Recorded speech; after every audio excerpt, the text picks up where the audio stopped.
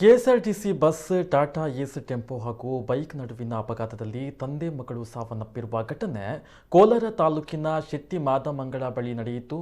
ಕೋಲಾರ ಡಿಪೋಗೆ ಸೇರಿದ ಸಾರಿಗೆ ಸಂಸ್ಥೆಯ ಬಸ್ ಚಾಲಕ ನಿಯಂತ್ರಣ ತಪ್ಪಿ ಎದುರಿಗೆ ಬರ್ತಾ ಇದ್ದ ಟಾಟಾ ಏಸ್ ಟೆಂಪೋಗೆ ಡಿಕ್ಕಿಯನ್ನು ಹೊಡೆದಿದೆ.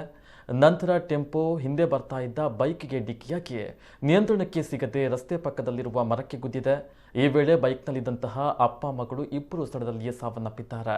ಘಟನೆಯಲ್ಲಿ ಬಸ್ ಚಾಲಕ ಗಂಭೀರವಾಗಿ ಗಾಯಗೊಂಡಿದ್ದು ಕೋಲಾರ ಖಾಸಗಿ ಆಸ್ಪತ್ರೆಗೆ ದಾಖಲು ಮಾಡಲಾಗಿದೆ.